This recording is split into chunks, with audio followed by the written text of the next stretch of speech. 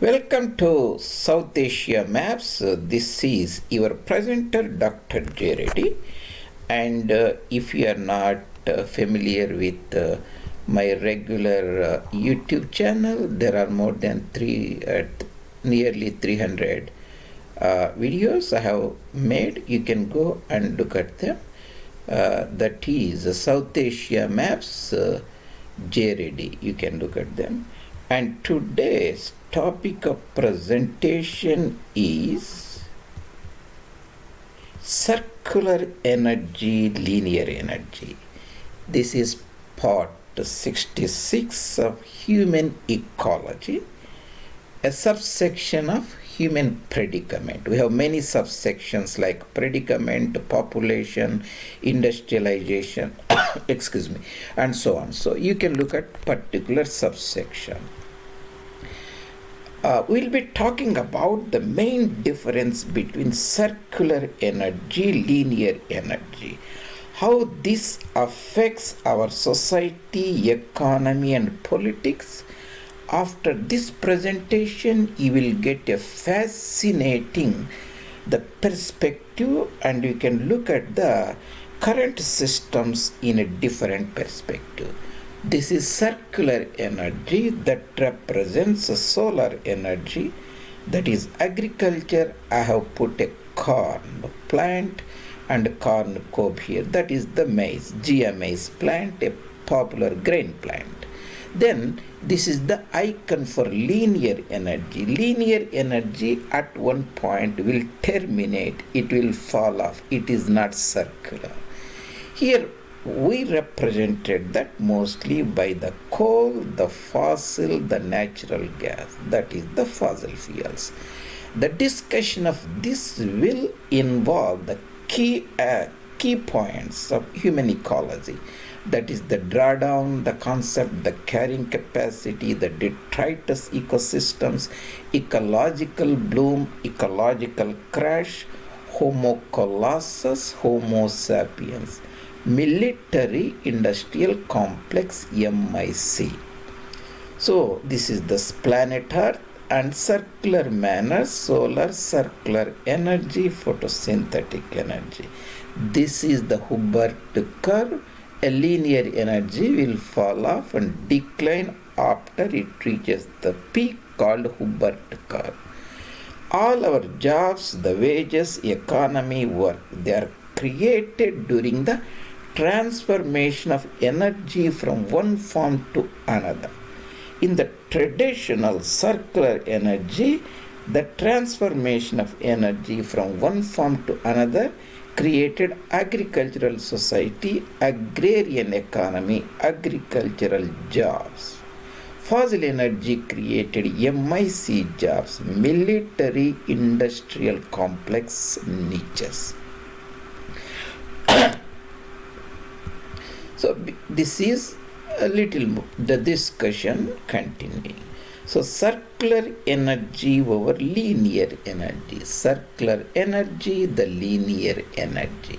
What is the major difference between circular energy and linear energy? Circular energy is the process of taking over. Circular energy involved humans taking over. Taking over means humans took over the land from flora and fauna. Plants and animals replaced them, and so that now humans can increase their own number. Linear energy predominantly depends upon the drawing down, the digging for minerals, metals, and fossil fuels. Circular energy is circular in nature, circular process.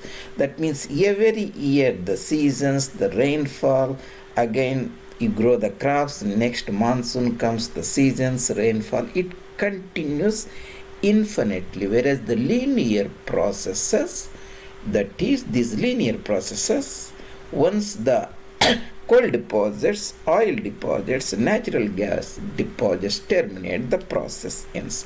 The linear energy, it may not end, but it declines very, very drastically.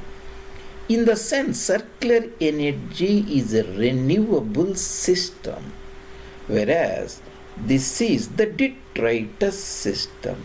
Detritus system is seasonal. Detritus means a decaying organic matter, a dead organic matter, or a processed version, refined version of that is nothing but the coal, oil, natural gas. So this is the detritus ecosystem. Then the carrying capacity aspects. This picture shows the carrying capacity. A small area or territory, we can say round about 3 kilometers and 4 kilometers, 12 square kilometers, average size of a village in Rayalaseema seeded districts, Deccan of South India. That is the carrying capacity. How many number of people it can hold? Carrying capacity is the number of people a territory, habitat, a district, village, province can hold, support indefinitely. Here just we have put, let's say 4 or 400 people, something like that.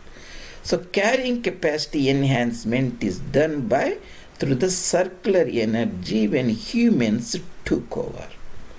When humans started depending on drawing down, drilling, they overloaded the carrying capacity. Now, through industrial agriculture, they can support more people temporarily.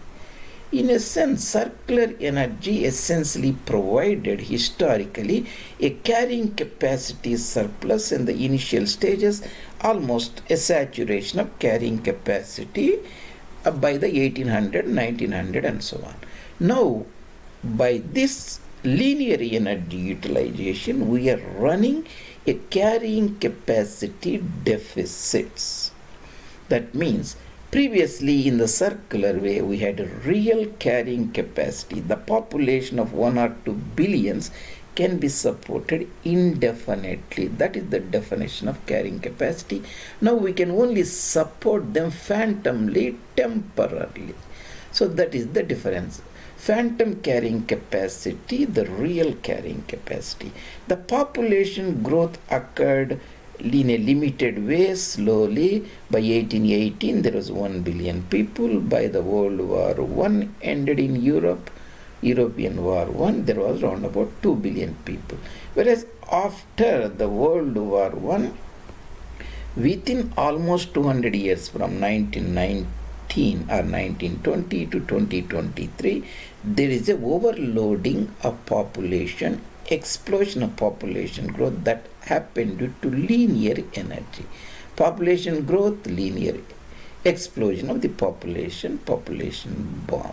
These are essentially humans, Homo sapiens, living in the villages, consuming just basic food and living a simpler lifestyles.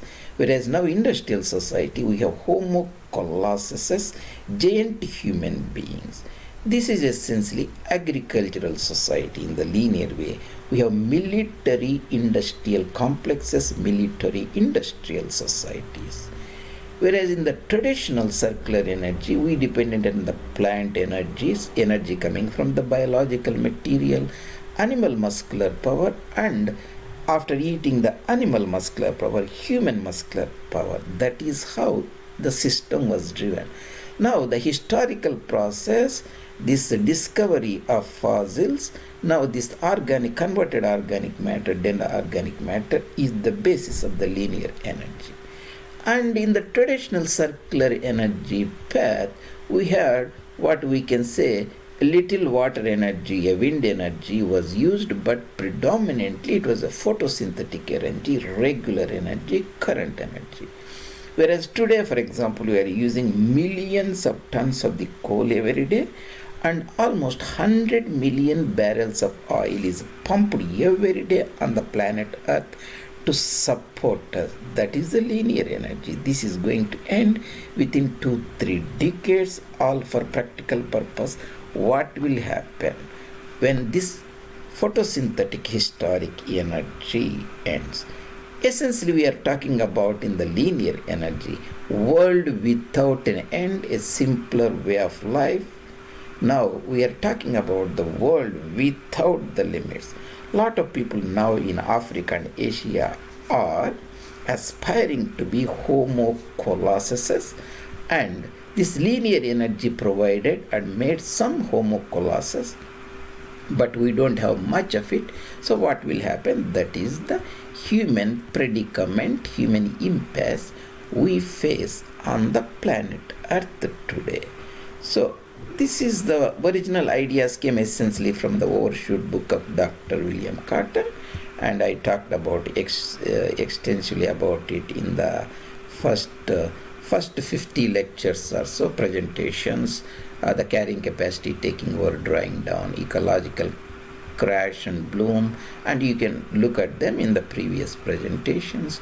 In the coming to last presentations, I talked from 52 to 55, 57, how the population increases every year in countries, important countries, India, China, Nigeria, Pakistan, United States, and so on. The later part I talked about how population increased in the popular Indian states, Andhra Pradesh, Uttar Pradesh, mostly Deccan states, South Indian state.